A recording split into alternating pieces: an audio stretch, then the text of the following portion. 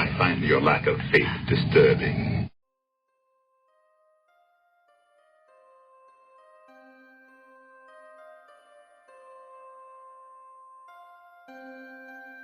Fans of Dave Chappelle will want to flock to Netflix Tuesday to see his new comedy specials. CBS This Morning co-host Gayle King got a rare opportunity to sit down with Chappelle and spoke with him about life, comedy, and his decision to host Saturday Night Live. Something serious is happening to Dave Chappelle. He's not the same. Look into this man's eyes. These are the eyes of a very broken man. Something has happened to him, and it's no small thing which has happened. So let me ask you this. What is happening in Hollywood that a guy that tough will be on the street waving a gun, screaming, "They are trying to kill me"? Yeah. What's going on? Why is Dave Chappelle going to Africa? Why does Mariah Carey make a $100 million deal and take her clothes off on TRL? A weak person cannot get to sit here and talk to you. Ain't no weak people talking to you. So what is happening in Hollywood? Nobody knows. The worst thing to call somebody is crazy, is dismissive. I don't understand this person, so they're crazy. That's bullshit. These people are not crazy. They're strong people. Maybe the environment is a little sick. Ever since the Illuminati nonsense, his damning expose of Hollywood and his subsequent refusal to be a part of it, Dave has clearly had a few things happen to him. Things he's not talking about, but would very much like to. Look at the face he makes after saying this. And you came, Dave, but you didn't decide until the last minute, it seems, that you were going to do it. Right. Well, one of the reasons was because I knew once I decided that I had to show up. I had to show up. I had to show up. This right here is the great dissatisfaction at the fact that somebody or some people seem to have forced him to do some things his sense of self-respect would not allow. To do things he was previously kicking against, and publicly so. It was a perfect storm of circumstances. They made me do it.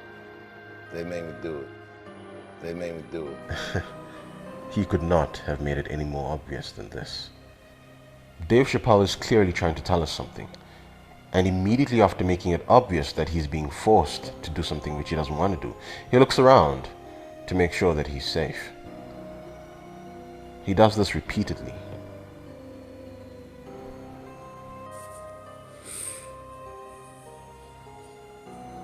Let me get right to it. So I watched SNL last night with Dave Chappelle,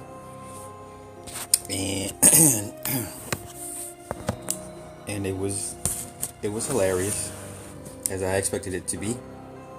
But something was off about him. Something was a bit odd about Dave Chappelle. So let me just go out and say, I think he's been cloned. I'm not being facetious. I'm not joking. I dead legit think this dude has been cloned. Besides the obvious physical differences between this new Dave Chappelle and the old Dave Chappelle, I mean, it's pretty glaring. From what I do know of clone technology, nowadays a couple million will get you a decent clone. All they need is some hair or some blood. They don't need much, just enough. But you know, every cell is pretty much a replica of you. And takes about 6 to 8 months to grow a fully adult-sized clone. They've been doing it since the Germans in World War I. What a lot of people fail to realize is after there's an operation called Operation Paperclip, and what ended up happening was the U.S. allowed all these German scientists amnesty to come into the U.S. to work for them. So of course they brought all their technology, all their advancements, which would explain the U.S., you know, all of a sudden leaps and bounds between the mid 1900s to the 60s. I mean, the technology advances were just unbelievable. Now, a look at a moment when national security interests trumped ethical concerns. Jeffrey Brown has our book conversation. Nazi scientists, some of them tied to war crimes, including horrific concentration camp experiments, brought to the U.S. in a secret program to advance American security interests during the Cold War. It sounds like the plot of a film drama, but it actually happened, and on a large scale. The story is told in the new book, Operation Paperclip. Author and journalist Annie Jacobson joins us now. Welcome to you. Thank you. So these were top scientists in the German war effort, sought out by the U.S. military as the war was coming to an end. That's right. These were Hitler's top weapons makers, and Operation Paperclip became a classified military program to bring them to the United States. It also had a public face, so there was, on the one hand, the truth about the program kept secret, and on the other hand, the idea that we'll tell the public that these are the good Germans. And the good Germans, but they were dedicated Nazis, the ones you write about. We should say there are many, 1,600 in all, right? Yes. You document about 21 of them, dedicated Nazis, some, as I said, involved in horrific stuff. What they did was known, right, to the people to the Americans who were seeking them out. Certainly to the American military intelligence officers who were interviewing them.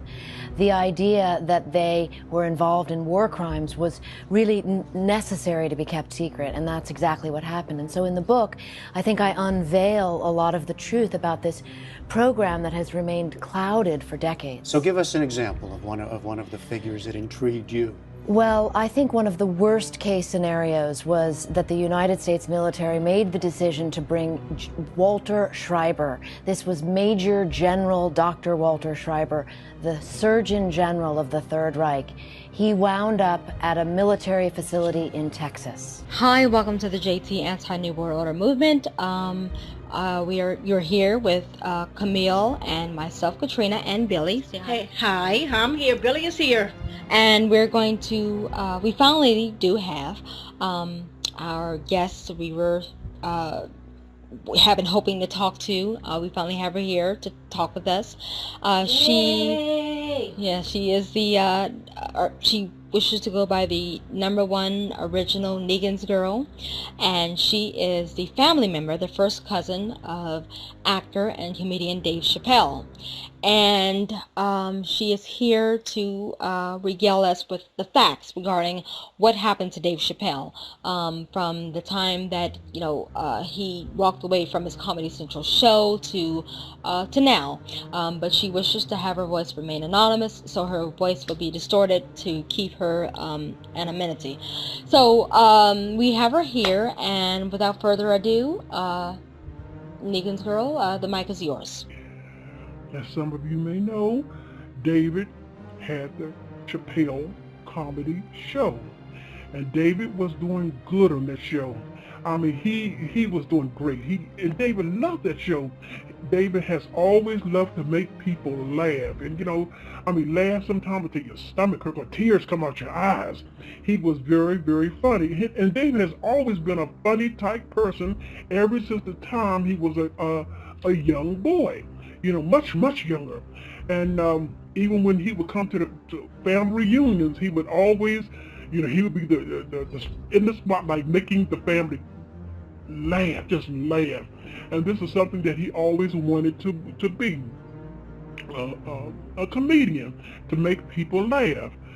Well, come the time when David, he was the executive producer of the Chappelle comedy show, and as I stated before, he was doing fine. He was doing great.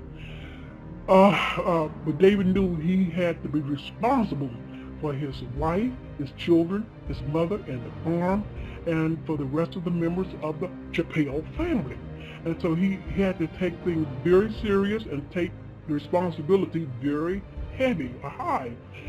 So he did the Chappelle comedy show, and one day he was called into the executive office, and so David went in, and when he went there, he saw all of these executives and others that were around this table, and they had David surrounded like a clock. 12. Okay. And it made David a little nervous because he thought he was talking to a few executives, but not a whole slew of them and other people as well. So he went in to talk to the executive, and they had him surrounded, excuse me, like a clock, and he being at the center of as number 12. You know, like a clock. You know, picture in your mind 1, 2, 3, 4, 5, 6, 7, 8, and all of them surrounded, and David was at the top, being number 12.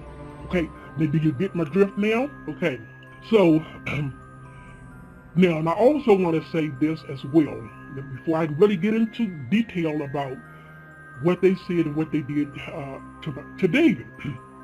Now, it's just like when you go for a job, and they want you on that job for a certain period of time, or, you know, or even a short period of time. When you go on the job, you have papers that you have to sign before you can even, you know, have that position in that facility or what have you. So you have to sign a piece of paper, and especially if they want you there for a long period of time and you are on a salary, not paid per hour, but on a salary. Okay, so you're going to have to sign a piece of paper, and that states that you are with that company and you're there for that period of time. And that is sort of like a contract. Well, for David to have his own show, the Chappell Show, even though he was the executive producer of that show, he still had to sign a contract. Now, some of you are thinking that he signed his name in blood before he left the executive office, but I'm here to tell you he did not. The only thing David signed when he first got into the industry or the entertainment world to appear on the Chappell Show was a contract stating that the Chappell Show would go on for a certain length of time for that season. You understand what I'm saying to you? For that season. Then after that season was up, then he would sign another contract for the next season. And it went on like that, and you know, so, you know, when David went into the office, to the executive office, he had just finished up the second season. Okay, now, so they had him at this table, and there was the executives as well as others who were in the office as well. So they asked David, they told him he was doing fine on the show. Great, the show was great, David, but except for one exceptional thing. And David asked, what? And they told David they wanted him to upgrade, or downgrade, I should say, on the black race. As far as the characters he was portraying. They wanted David to ease up off, you know, making the black characters look as stupid as he was portraying them. They wanted him to ease up off the black race. They wanted him to make the black race more intellectual, more, you get what I'm saying. They wanted him to, you know, to quit it. You know, to quit, you know, just hopping on the black race and making them look nonsense. Well, David said, you know, to the executives and then some who were in the room, I don't understand what you're talking about. He said, because I portrayed the characters of the black race just like I portrayed the characters of the white race. And I can't do that. I can't do that. I have to keep both of them on the same level. Well, they didn't mind David downgrading on the white race, but they wanted him to quit downgrading, period, on the black race. And David said, no, well, I can't do that. And so then they said, okay, David, we're going to make a deal with you. And David said, a deal? They said, yes, a deal. They told David, we'll give you $50 million. $50 million if you could come and join our team and be a part of us and this and that. And they told him some other things, which I'm not going to discuss. But you can rest assured the things that they said to David, to tell him what he could do and what he couldn't do, and this and that, the torture that they have, and the pressure that they put pressure on this man, on David at that time of the meeting. Okay, and David said, no, well, if I accept $50 million from you, what would my fans think? And they said to David this: well, your fans already think that you are a crack addict from the characters that you portray. You know, David, they already think that, that you're a pothead, that you're a drug head. So, it doesn't matter what your fans think, it's what you are willing to accept. And then they went on to put the pressure on him once more. And David, he said, no. I can't accept it. I can't accept the $50 million, and I cannot stop portraying the black race as the same as the white race. He said, no, I can't do it. I can't. You all want me to stop making the black race look foolish, but just continue. No, I can't do it. I have to treat the characters that I portray. It has to be on equal level. You have to understand, David wasn't trying to make the black race look foolish. The only thing that he was doing comedy, just like Richard Pryor, just like Bernie Mac, just like any other top comedian of long ago and today. Red Fox, he wasn't, because see, David knew he was a black man, and David knew where his roots came from. He knew where his roots came from. And so David wasn't trying to make the black race look foolish. No, he was a comedian. He was telling jokes. And just as he did a character of a black person with big white, with the cocaine and all that stuff, with the white lips and what have you, well, he did the same thing, well, not the same thing, but he portrayed the whites, as the same. So one thing I have to give credit to David about, David believed in keeping both races on an equal level. And then you got to take in for granted too that David was a comedian. Richard Pryor used to do it all the time. Richard Pryor stood up there and talked about the black race and how they, this and that and that and that and and then he went on and he said the same thing about the white race, this and that and this and all that. But the reason why, the reason why they wanted David to quit being, or quit having the blacks to be foolish in the roles or the characters that he was playing, was because at that time, they knew, they had gotten word of, that eventually there was going to be a black man to be ushered in as our new president. And they wanted people all over to think that, that black people were not this way and black people were not that way, because they were ushering in Obama. That's why they wanted, and David, he wasn't for that. Okay.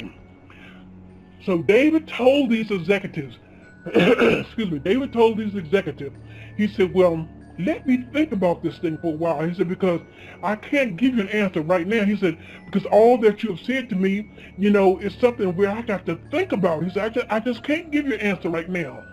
And so with that, when David left out of that office, David called me. Now, I don't know whether he called his brother William or not. I don't know anything about that.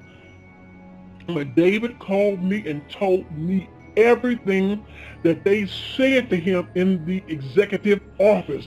David told me everything from A to Z. And what David told me, it caused me to get a headache. If I had been in that room, and it would have scared the hell out of me, because it in fact scared the hell out of David Chappell. And David told me, upon talking to me, he said, cuz I got to go. And I said, you got to go? He said, yes, I got to get out of here. I said, well, David, out of here where? He said, I'm going to Africa. And he said, I said, well, David, you're going to Africa. He said, I got to get my head clear. I got these things. He said, I just have to have my own peace of mind. And I said, well, have you told? He said, well, what about Elaine, David? He said, well, I'll deal with Elaine. I'll call Elaine later. He said, but right now I got to go. Now and I found out later, the only person that David had told of going to Africa was me, his brother William, and I think there was a possibility that it was Neil Brennan. And there's a highly thinkable on that. So David went on, and when I told David before before our conversation, I said, David, you go and do what you have to do. And I said, but let me know when you get back in town. Okay. Some of you asked, why did he go to Africa? Because David was a practicing Muslim. And David went to Africa because he knew his fate was over there, his faith. And he knew that practicing Muslims was over there, and they would guide him or steer him in the right direction. Because now, his sister was and is today a practicing Muslim. Now, I want to remind you that when David went to Africa, where he was going, no one knew him, because David told him on the telephone, he said, now, cuz where I'm going, he said, where I'm going, no one knows me. He said, I hope they don't, cuz, I hope they don't. He said, I'm going there because I realize and I understand that there are Muslims over there. He said, but I don't know them and they don't know me. And so I said, well David, go on and do what you have to do. I said, well, just let me know when you get back. So that's what David did. He went on, and while David was away, I received phone calls. And I don't know whether David's brother William received any phone calls, because David's brother William, him and I, we were not as close as David and I were. Me and David, we were tight boys, cousins. And so, but I know I received phone calls asking, have you seen David? Do you know where David is? Even on the street, people would ask me, this David, he's gone. David Chappell, he's gone. Do you know where he's at? And I knew where David was, but I could not tell anyone, because I told David during our conversation that I would never tell anyone unless he told me to tell them. And he told me on the telephone, because I want you to not let anyone know where I'm going. And I reminded him, Dave, what about Elaine? He said, I'll call Elaine later on. He said, but right now I got to go. So no one knew where David was. No one. Okay. And I knew that after what David had told me about the meeting with the executives, that I felt really good that David got the hell away. David went away to Africa. Stayed there for a while. When David got ready to come back, David called me and said, cuz, I'm back in town. Well, he let his wife know, and everything was fine there. And David, when he called me, he told me, he said, I'm out of the entertainment world. I don't want to do comedy on television anymore. He said, I'm finished with all of that. I'm finished. I said, Dave, are you sure? He said, yeah, I'm done. I'm done with being on television, doing comedy. He said, what I want to go back to is doing comedy at the little local comedy places. And I said, well, David, are you sure that's what you are? He said, yeah, because he said, I have enough money to take care of my family and my farm and my mother and people in my family. He said, but I just don't want to do any comedy on television. He said, I'm done. And so I'll just do the local comedy at comedy clubs. So I said, okay, David. I said, well, I'm not, this is what you want to put there, David. Once again, I want to ask you, David, did you sign your name in blood before you left when you were in the executives meeting? And so David, because I told you, I didn't sign my name in any, hey, cuz, the only time I signed my name on the contract was to do the Chappelle show. And he said, and I'm done. I'm done with that now. But as far as me signing any other contract, as far as what they say, name and blood, no, I didn't do that. I said, okay, David, that's good. I just want to make sure, this time. Started his trip to South Africa. I asked him why he decided to go there. It's a place where I felt safe.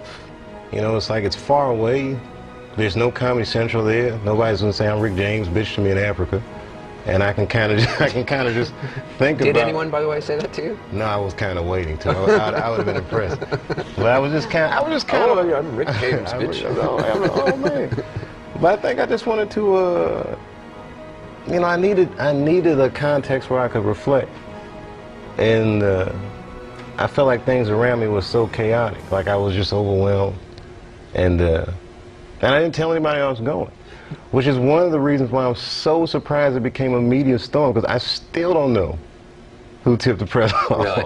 Yeah, who would tip the press off? You didn't even tell your wife. I didn't even tell my wife, so who told the media? So, anyway, while talking to David, it gave me a sense of hope. You know, that David was going to be all right, because he was finished with the, this Chappelle show, the comedy show on television, and that he wasn't going to do any more appearance on any other,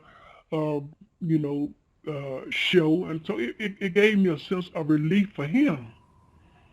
But somehow or another, and I still give a question mark on this Neil Brennan, because now Neil Brennan spoke some bad words about David, and which I don't like, and David heard about it, and he didn't like it either.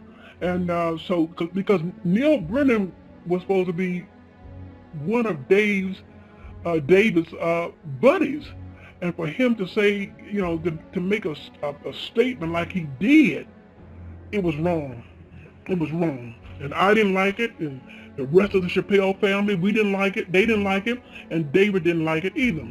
Okay, but they found out somehow that David was back in town, and he was doing, comedy at these little local comedy clubs and things like that. Then this one person, it was put upon her to find out why David went to Africa. Okay, so now first David went to the inside the actor's studio. He was asked to come and be on the show with the host there, and David was fine. He went on the show, and the questions was asked to him. Why did he go to Africa, and what went down? And I remember that David told exactly the same thing that I'm telling you now. And that how this whole thing was kind of shaking, and he didn't want no parts of it. Then he also went and he told about Martin Lawrence. Now Martin Lawrence, they did the same thing to him too. But Martin Lawrence, and no one today, we have not seen Martin Lawrence. No one knows where Martin Lawrence is, because you know why? Martin Lawrence is dead. I mean, body, soul, spirit, dead. If you ever see a Martin Lawrence come back on the scene, it's because that Martin Lawrence, before they killed him, they made a clone of Martin Lawrence, and they had that clone in waiting. Waiting for what? I don't know. And but no one has seen Martin Lawrence. No one knows anything about Martin Lawrence anymore. But if you ever, and I say to you all who all are listening, if you see Martin Lawrence, then you know that he's a clone. And because they were supposed to, Martin Lawrence and Will Smith was supposed to be, they supposed to have done a film that was supposed to have came out last summer. But the film never did come out. Why? Because there was no Martin Lawrence. So, I'm just going to, anyway, just wanted to share that with you.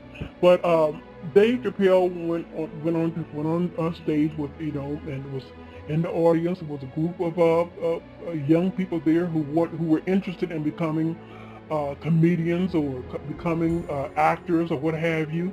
And Dave went there to, to tell them about the business, about the Illuminati, because David felt that what they had said to him in the executive office, he wanted people to know what was going on, just as Martin Lawrence wanted people to know, just as Britney Spears wanted people to know, just as some of the stars here today want people to know about the Illuminati. So that's what David did. David wanted people to know what they were doing to him and what they were all about. So this is what he said on the stage. So he told them, to make sure that that was a sure thing for them to do, to go into, and he warned them, okay? And then the next person, and when I talked to David, I said, David, you should not go there, you should not go there, you should not go there. But David, he was so afraid that David wanted to expose the inner dark circle. He wanted to expose them. And so the next person who invited David on their show was Oprah Winfrey. And Oprah Winfrey, and I told Dave, I said, Dave, please don't go there. He said, no, cuz I'm going to be all right. He said, but I just want to let people, I want to talk, cuz I want to talk. So I said, okay. So David went on that show.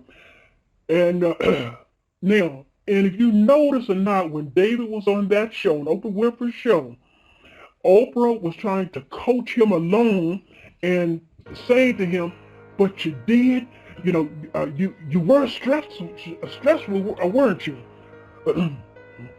And David was saying, no, anybody was under stress of what they said to me in that office, but she wanted David to admit things that were not true with David, that was not going on with David at that time.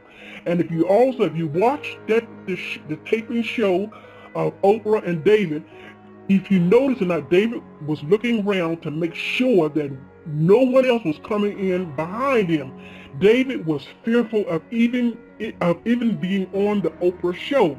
And then another thing, if you take notice or not, when Oprah was talking, David had his hand over his mouth, and like he was saying to himself, Oprah, I know what you're trying to do. I know what you're trying to do. And so, but David was fearful of being on the Oprah Winfrey show. And not only with the appearance that he was making, the gestures and sort of thing, and the looking around, but when David left the Oprah Winfrey show, I got a phone call. And who was the phone call? None other than Dave Chappell. And he told me some things that he speculated of Oprah Winfrey. And I said, David, I told you not to go on that show. I told you not to go on that show. Because Oprah is already into that dark circle. Oprah was the one that ushered Obama into office. And that's one of the reasons why they wanted David to quit on the blacks, because Oprah ushered him in. Oprah was in favor of Obama getting into office. Oprah was behind Obama, on the side of Obama, and as might as well say, in front of Obama. She got him into office. And I said, David, I told you not to go on that show. He said, well, I'm done. I'm done. Now, David finally, once and for all, he got to know where Oprah Winfrey was coming from. David didn't trust Oprah Winfrey, and he was glad that the show was over with. And David told me that when he left Oprah Winfrey, he had to keep looking over his shoulder because he didn't trust Oprah. And well, nobody that, any of us, we know that Oprah is one of the queen bees, dark bees of the Illuminati. And so, I wouldn't trust her. And so, but David felt that it was over. Okay, now, David went home. And things began to happen to David, leading up to the course of time for him to go back into the executive office. Well, I should say, but that's right. Things began, because now I'm not going to pinpoint the exact time and the exact date, but David was receiving threatening letters. He received a package in the mail. It was Bill Cosby. It was who was another? It was Bill Cosby. It was even Al. That's why I don't like Al Sharpton today. It was Bill Cosby, Al Sharpton. It was Whoopi Goldberg, and it was a few others that was into putting the pressure on David to stop this thing with the black race. Now that was before, and it was even afterwards. But they were putting the pressure on him, and so eventually down the line, David was doing his comedy in the local comedy clubs, but then he got a phone call again, and he said he called me and told me, he said, "Cuz," now what he said to his brother, I don't know. But I do know, because David wouldn't, like when David talked to his brother, he wouldn't tell his brother the conversation that him and I had. And because David's brother and him, they were family, but they wasn't like David and I were. And David would, when he called and talked to me, he wouldn't tell me things that he told his brother. And when David called me again, he said, "Cuz, they called me again." And I said, "Who called you again?" He said, "The executives." And he said, they want to talk to me one more time. And they're thinking about the possibility of me doing the Chappelle show and doing it the way that I want to do it. I want to be, he said, because the only reason why I told them when I talked to them the last time that the only way I would do the Chappelle show again would be if I did it my way. And it would be set up on my terms. And so I received a phone call and they want to talk to me about it. Well, my antennas went up. I said, "David, now you be careful now," I said, because they could be saying that. He said, "No, I really think they're serious this time, cuz." He said, because I made it definite with them that the only way that he said, I told it on Oprah Winfrey show too, that the only way that I would do the Chappelle show again, it would have to be on my terms, my way, and that and the money that I make, even if it wasn't $50 million, it would have to go to the people, and but it had to be on my terms. So I said, "Okay, David." I said, "Well, do you trust him?" David said, "Yeah." David said, "Well, I think I can trust him this time." So I said, "Well, David, whatever the situation is, please give me a call." He said, "You know that's right, cuz." And so David left. We hung up. I should say we hung up. I have not heard from David. Not even today. I have not heard from David. Now, what I think is this. That Neil Brennan is a question mark, 100%. A question mark. I believe that David went there. And they discussed it once again about the $50 million. And I believe Neil Brennan was somewhere in that office. I believe he was somewhere in that office. And then they told, I'm believing that they told David that they wanted him to see something. Just like they did Bernie Mac. Oh, yes, indeed. They took Bernie, and let me stop on David for a few minutes. But they showed Bernie Mac the cloning lab. And they showed Bernie Mac the cloning lab. And he went down and he saw how people were being cloned. And when Bernie Mac came back and told Steve Harvey and D.L. Hughley and a few others, and that he saw the cloning lab, and that something had to be done to stop that foolishness of what they were doing. Well, Steve Harvey and D.L. Hughley went back and told the top brass of the Illuminati, the Dark Circle, in a dark circle, and what they did, they killed him. Okay, so now let's go back to David Chappelle. I'm truly believing that they told David they had something they wanted him to see, and they took David to the underground cloning lab. And when they took David down there, and I think that I'm believing that before they took David down there, they promised David that they would go along with his deal, with David's deal, to get him to sign the contract. And I'm believing that David, thinking that he would get back on the Chappelle show, working with Comedy Central, that everything was going to be all right. And I'm believing that David signed that contract thinking that. And when he signed that contract, they wanted David to go and look at something else. It could have been maybe telling him that maybe it was a new studio or something of some kind or what have you.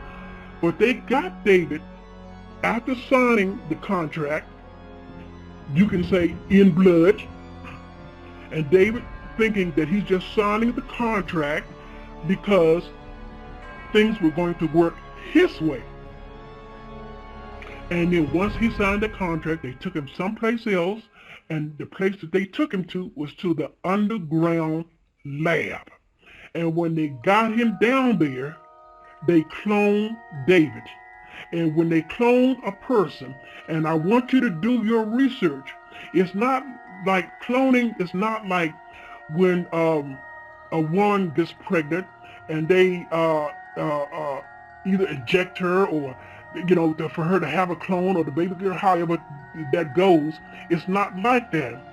Cloning today only takes a couple, maybe to several hours to be cloned. Well, this is what I strongly believe they did to David. They took him to this underground lab. And what they did is smiling in his face and just going along with David so that David would not yield up or fight or this sort of thing. And they cloned him. And once they cloned David Chappell, then they killed David Chappell. Okay, and once they killed David Chappell, that was it. Now they could do anything. It only takes a few hours to do this. And once they did this, then they had full control of this new Dave Chappell. Now, some of you are thinking that when David first met with the executive, he signed his name in blood. I'm telling you all, no, he did not. When David first met, when they offered him the $50 million, no, he did not. No, he did not sign his name in blood. And I'm wondering if he signed his name in blood, even when the second time he met these executives. Because now, if David refused on the first time, and he told me that he was finished with him, and then he told me that, the only way he would go back, and I always believe it, because David had no reason to lie to me, his wife, or his mother, or any of his family. So, but now, when he went back the second time, and I believe David refused, but they had to clone him. And then once they clone him, this is what I'm thinking too, maybe this is a second phrase that maybe I'm thinking of, that when they cloned him, then they got the clone to sign David's name for not only $50 million, but the $60 million as well. Okay, and so this new person that you see out, and let me say this, I had not heard from David when he was supposed to have met with the executives the second time, and Dave promised me and assured me he would call me to let me know the outcome. I have not heard from David since. When I turned my television on and I saw this man there on some kind of show, and he had one pants leg rolled all the way down and the other one rolled all the way up, and they said this was Dave Chappell. I said, Dave, who? And I went to the television and I looked and I said, hell no, that ain't no Dave Chappell or no Dave Chappell. No, hell no. And so I got on the cell phone and I called my cousin David. And I called, the phone rang and it rang and it rang. I think it was maybe on the 4th or 5th ring, that someone picked up the telephone and said, hello. I said, yeah, let me speak to David. And the person on the other end said, who are you? I said, I'm David Chappell's cousin. And the phone clicked. It clicked. It went dead. So I called the number right back up again, and the phone rang and it rang and it rang. I never got in contact with David. Now, I called David's brother, William. You know, didn't get an answer from him either. I don't know what had happened, but I didn't get an answer from him. But when I saw this man on television with one pants leg all the way down and the other pants leg rolled up, I knew damn well that was not my cousin, not my Uncle William's son. Hell no. And when this new Dave had his pants leg rolled up, that was a symbol of the Masons. Now, David Chappell was a practicing Muslim. My cousin Felicia, she's a practicing Muslim all the way. You see, you know, David has children that has Muslim names. Now, why would all of a sudden this David turn from Muslim to Mason? It didn't add up. Okay, and then when they began to show this new Dave pictures of him, and I knew doggone well that wasn't David Chappell, because now if you look at the old, and I'm going to show some pictures on here that where the JT New World Movement is going to show pictures on here, I should say. You're going to see the old David in 2016, and then and maybe a year before, and you're going to see the old David Chappell, and you're going to see the new Dave Chappell, and you would now look at the comparison. Now, the old David, you know, his eyes, David had, you know, semi big eyes, but his eyes were more slanted than bulged out eyes. And David and I, we always talked about his weight. And I was, Dave, you know, you need to get, they said, no, because I don't want to be big. I want to stay small. I said, well, why? Because I can run fast. I can do things fast. David never believed in being a big, husky type person. No, this new person here today, they have him as a big, husky type person, like a bodybuilder. His eyes are budging out of his head. His neck is as big as one of the wrestlers' necks on the WrestleMania. You see, that's not, I'm telling you, you all can believe what you want to believe, but I know what I know. The family, the Chappell family knows this. This is not our family member. This is not my cousin. And sure, his birth name is David, because my uncle's name, Uncle William, his name was William David Chappell.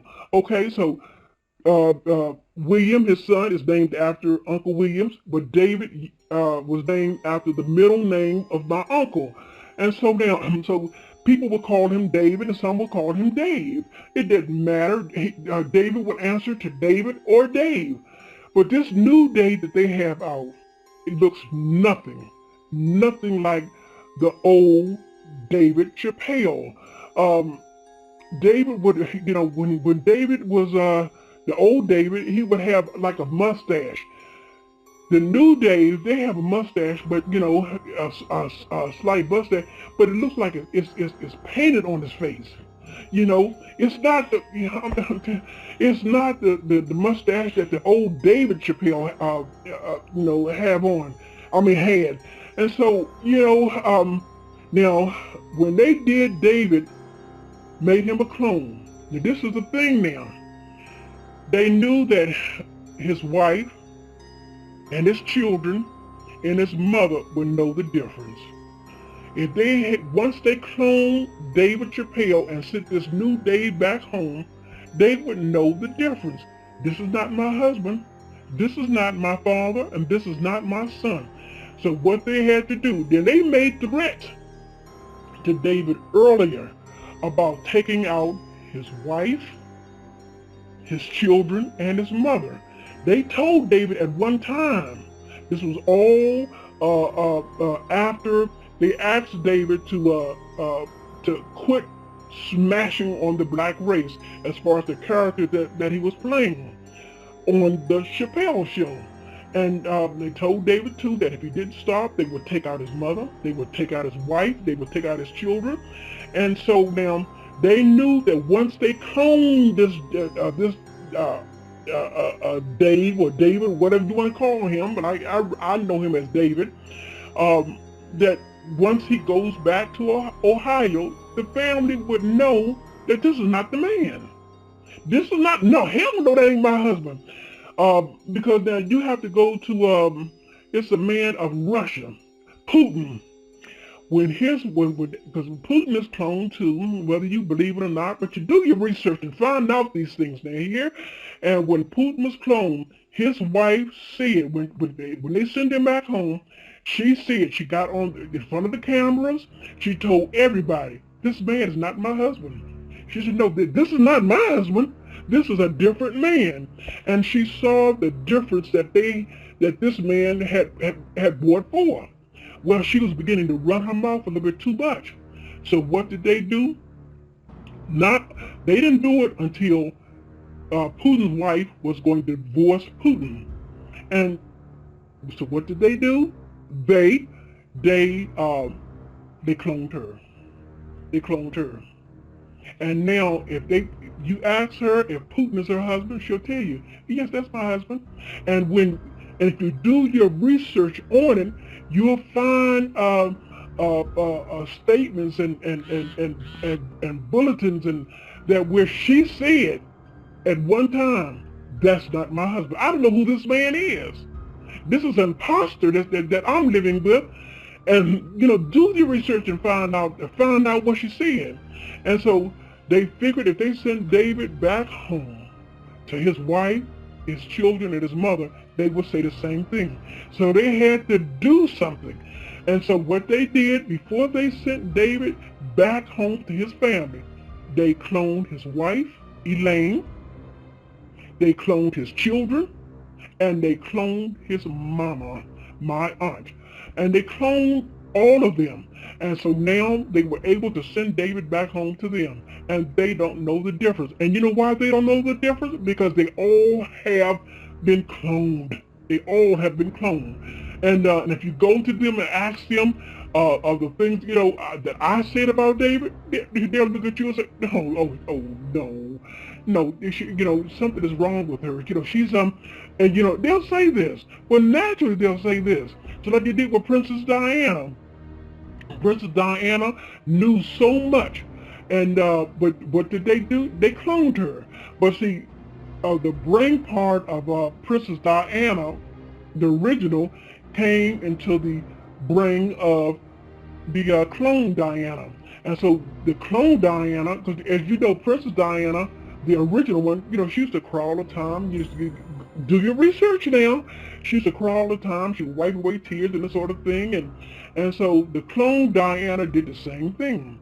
And Queen Elizabeth had taken this so long, so much, and they were unsure if the clone Diana would take on the concept of the original Diana by going and telling the things that she knew that the original Diana knew.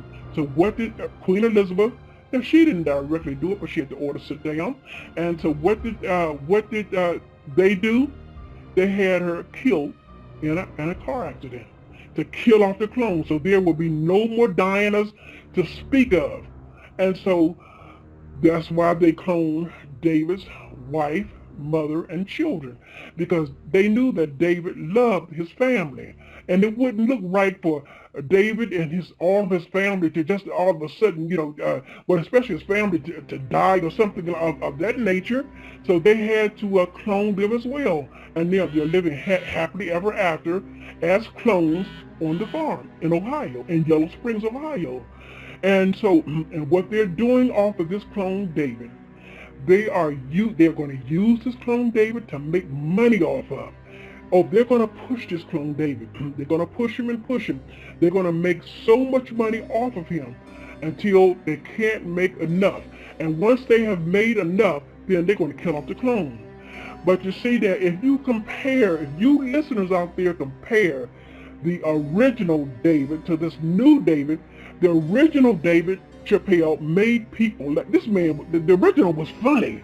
I mean, he was fun. He would tell jokes to me, and I would just laugh like that. But now this new clone, he's not as funny as the old David is. There are things that the old David did, this new David doesn't even do. He doesn't. And if you listen, but you have to listen closely to this clone's voice. Listen I'm telling you, listen very closely.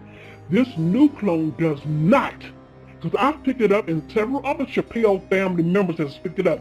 This new clone does not have the original tone voice that David Chappell had. You see, does not have it. And then this new clone has David Chappell's brain, his mindset.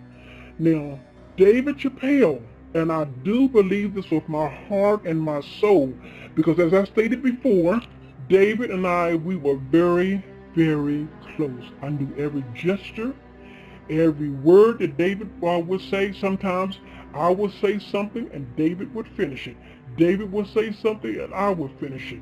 The many times that David would come to the different cities or states and do his comedy shows, even at the comedy clubs, I was there. I was there. The time he came to Washington, D.C., because I'm in New York. I live in New York. But the time he came to Washington, D.C., Dave called me and told me to come on down to the Warner Club. I was there. And if you get the video, if you get that video of David being at the Warner Club in D.C., David will tell you on that stage, I have family members in the audience. Well, you know who that family members was? It was me and my damn family. And after the show was over, I went behind the stage and I talked to my David, my cousin. You see what I'm saying? So I do believe without a shadow of a doubt that David, when they cloned David, David was fighting all the way. I mean, he was resisting. And they didn't inject him with anything. No. And if David signed anything, if David signed a second contract, it was because David was believing, because he said the only way I'll redo the Chappelle show is that things have to be the way I want them to be. The funds will have to go to the people. He said it on Oprah Winfrey and he said it to me. And so they had David thinking and believing, I do believe that's the way it would be. And to get him down, to not get him down, but to take him to the underground cloning lab. And once they got him there and David saw what it was, David wanted to get the hell out of there, but they held him against his wishes. And when they held him against his wishes, that's when they put him in the cloning lab thing or whatever they put him in, and that's when they cloned him. And once they got a replica of David Chappell, then they killed the original David Chappell. They killed his ass. But they knew they were not ready to send him back home to his family yet. They knew they had to do something with the family to make it believable that the one that they were sending back to them was the original. This is how these people work. I'm telling you, and I know what I'm talking about. And because David was a funny man. David didn't have many friends. After he thought about his life, David didn't have many friends, because the friends that he had, they turned on. And that was, and I truly believe that was that Neil Brennan turned on him. But the things that he said, what Neil Brennan said about David, and that was David's buddy. You see what I'm saying? And that's how it is in the show business world. And so when you look at this new being on television, and the man not even funny, this is not the original David Chappelle. You all go pay money to see his shows, and the money that you're paying, it's not going to David's family, because David's family is a bunch of clones. You're paying money to the Illuminati. That's who you're paying the money to. And so David's then this Dave is not even funny. His jokes that he tells, and I look and I try to, you can't laugh at because the man is nothing like the original. He doesn't, and if you listen to the tone of voice, he doesn't even sound like the old original David. And it breaks me to my heart because I know now that and I haven't received another phone call from my cousin David. And it breaks me to my heart that I will never receive a phone call from David. We'll never receive another visit from him. You see, and it's sad. It is really sad. When David, he found himself, he wanted to get away from show business. And he said the only reason why he would come back to do the Chappelle show is that he would have to do it his way. And these people, whomever they are, they made him believe, yeah, well, Dave, and and I'm pretty sure it sounds convincing. They made him think and believe that Dave, this is the way we're going to do it. We'll do it your way. And because they had all intentions of taking Dave out, just like they did Martin Lawrence, just like they did Bernie Mac. And there are other stars that they have taken out.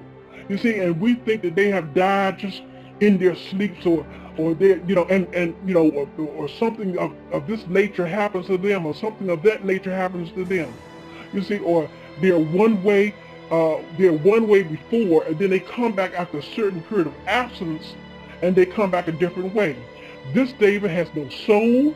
He has no spirit. Sure, he can eat and drink like like you and I can. He can drink like you and I can. He can bleed like you and I can. But the thing about it, he has no soul and no spirit. These type of clones are called synthetic robotoids. And that's what this new Dave Chappelle is. He's a synthetic robotoid. That's what Britney Spears is. That's what all the other of these singers and actors and comedians, that's what all of them are. And they have warned each and every one, they have told each and every one of them, each and every one of us, how, they hate they got into the business. Kanye West has said the same thing. Kanye West has spoken about, how he gave up his mother as a sacrifice, how, how the business is. He has told us about that. Britney Spears and I could go on and list, but there's so many. You see what I'm saying?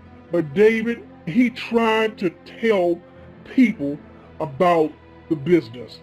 When from the time that he stepped out of the executive office, of the torture and what they put upon him and what they said to him, it scared him so bad that he had to get away, and that's why he went to Africa.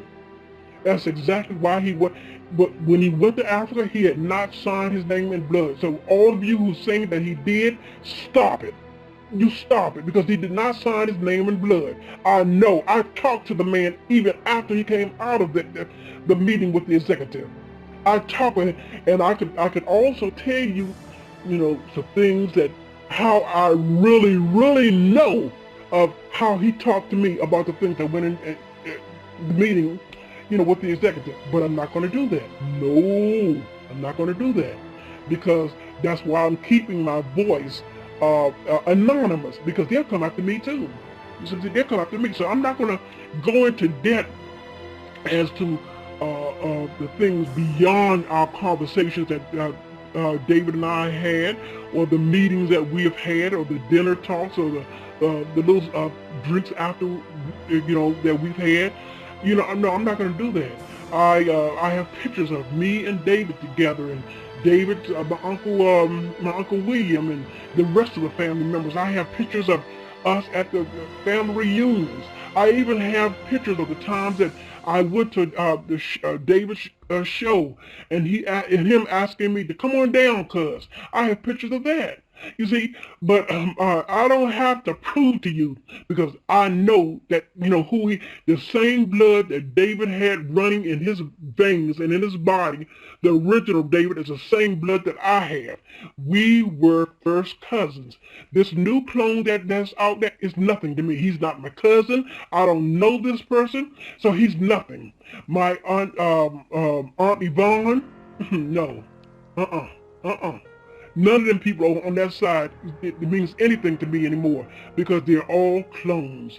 Now you can believe it, you can accept it, or you can reject it. But I know what I know, and it's a sad thing because now I know that I will never receive any phone calls. I will to tell me or to ask me, "Cuz, come on down."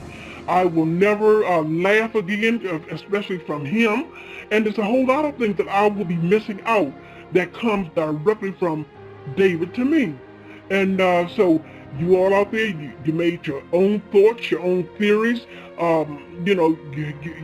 things on YouTube or wherever you have it at, that you can put together the pieces of what you think that David did, or pieces that you did. No, sweetheart, I know what David did. And because David, he let me know all the way up until the minute. And he was supposed to call me after the second visit from the executives. And Oprah Winfrey, I'm telling you, Oprah Winfrey, Al Sharpton, Whoopi Goldberg, and there was a few others, and Al Sharpton, Jesse Jackson, and did you know that, and let me tell you this too, David told me this too, did you know that David and my Aunt Yvonne went to a theater one day to see a movie, and when David told me that his mother, Aunt Yvonne, had went to the bathroom. Now, and then Al Sharpton came up to him and told him that he didn't like what he was doing, that David was doing in portraying the blacks on the Chappelle show. Did you all know that? No, I didn't get this. This is what my cousin David told me. And he told me some other things too that I'm not going to go into details about because, like I said, this is why I am keeping my voice anonymous, because they'll come after me. So there's a few things I can say and a few things I can't say, but I do know with a fact, 175%, that the man that you see on TV as Dave Chappell is nothing but a Robotoid clone. That's all he is. He has no blood running in his veins. Oh yes, cut him. Oh, he'll bleed. But it's not the blood like David Chappelle had veins all over his body. And this man here, his jokes is not funny. I want no parts of this new clone. And I found out that this new Dave Chappelle went to the White House. Now, David Chappelle never ever went to the White House. Never ever been inside the White House on the White House ground. Now, this new clone is at the White House. He's hanging with every Tom, Dick, and Harry. He's there, here, everywhere. The old David didn't do that.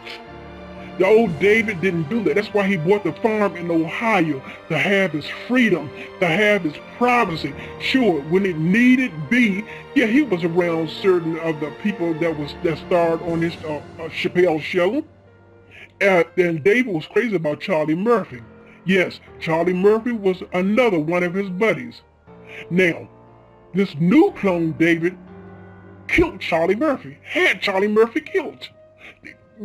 Believe what I'm saying now. This new Dave Chappelle, this clone, made Charlie Murphy a blood sacrifice. This new clone. Why? Because it has to continue to be money coming in. Now, I talked to Charlie Murphy on the telephone too. Not in length like I did with my cousin David. But there were times when I would talk to Charlie, little cuz, how you doing? So, I'm fine, Charlie. How you doing? I'm okay. I'm with Dave. I said, yeah, I see that you're with Dave. So, and each time that I would talk with him, his voice was strong. His voice was strong. And, asked him how he was doing, this sort of thing. And like I said, I didn't talk to Charlie Murphy like I would with Dave. And there wasn't no constant talking to Charlie Murphy like I did with David Chappelle. But I do want to say this, is that this new Dave made Charlie Murphy a sacrifice. Because And the reason why is because that you have to do it in order to go higher. And this is what they, them, the dark inner circle, the Illuminati, had to have this new Dave Chappell to do to go higher. So whether you believe this or not, everything that I've said to you is nothing but the truth. You have your own theories that you want to give, that you think that happened to David Chappelle, my cousin, or even with Charlie Murphy. You can think what you want to believe. But I'm telling you, listeners out there, it's sad to me and it breaks my heart to know that my cousin, a person that was in my life, his father and my father were brothers.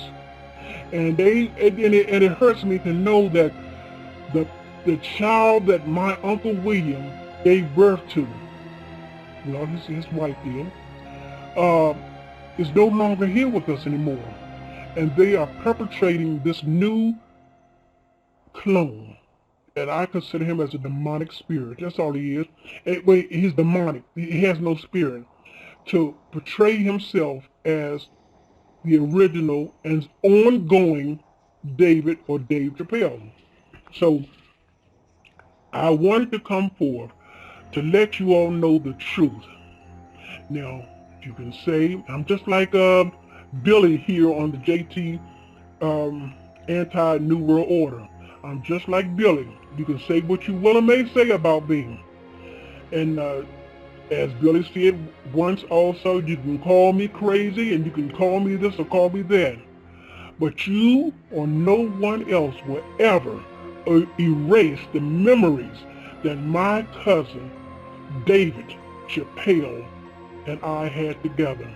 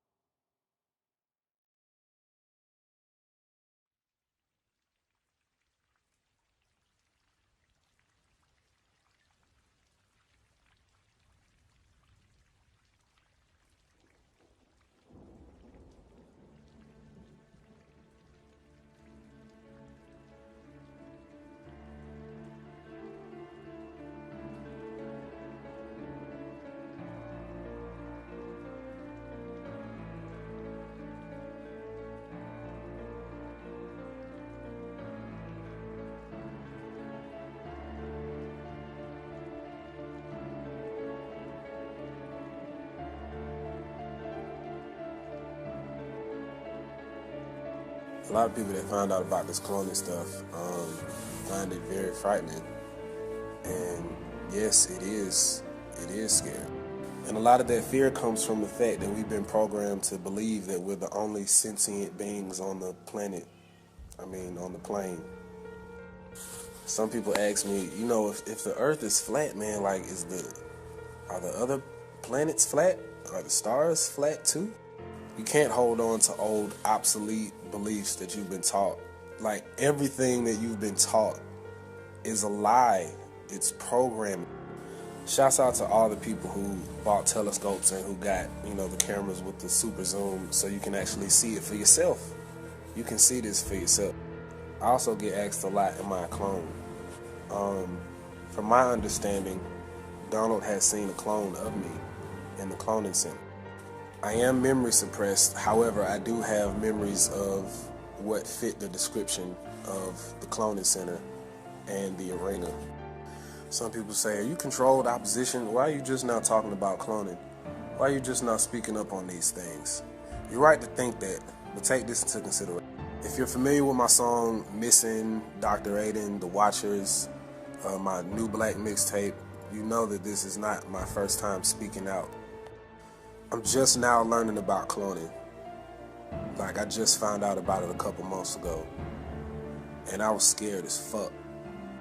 When I first found out about cloning, I mean, I was fucking terrified. Like, supernatural shit was happening around my house.